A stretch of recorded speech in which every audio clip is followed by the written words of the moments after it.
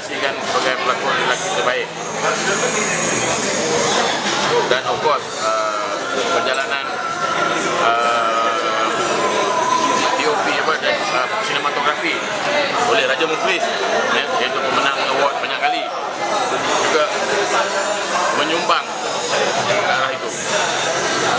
So, sebagai filem rock, sebagai totalnya, abang bukanlah hendak menggalakkan budaya rock.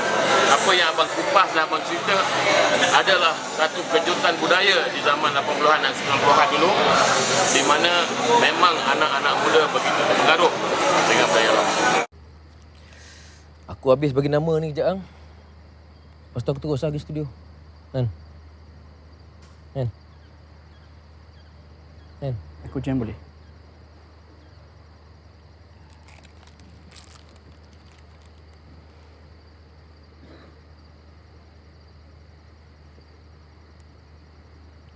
Wah. Orang datang lah. Saja je. Dah lama tak tengok Rimbu ada jam.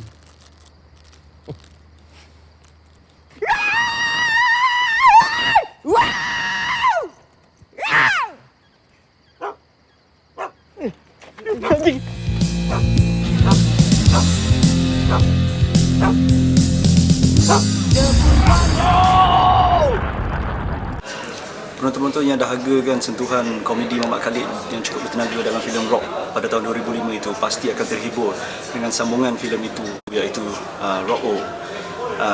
Kali ini gandingan pelakon-pelakon yang cukup hebat campur pelakon baru seperti Pekin pasti akan membuat penonton terhibur, pasti akan mengembalikan nostalgia tahun rock kapak 80-an, dan saya rasa penonton akan dapat merasa kembali zaman kegemilangan rock itu, di samping juga terhibur dengan komedi yang dibawa dan juga mesej-mesej yang ada dalam filem ini yang dibawa oleh Muhammad Khalid. Harapan sebagai penerbit untuk filem Rock O? Sebagai penerbit, tentu sekali kita hendak filem ini mencapai tahap box office. Tetapi yang paling penting sekali kita nak penonton semua terhibur, dan yang paling pentingnya semua filem Rock O. Jangan lupa saksikan filem Rock O 28 Februari di Pawagam berdekatan anda. Belum lagi. Belum. Dia dekat tapi jauh.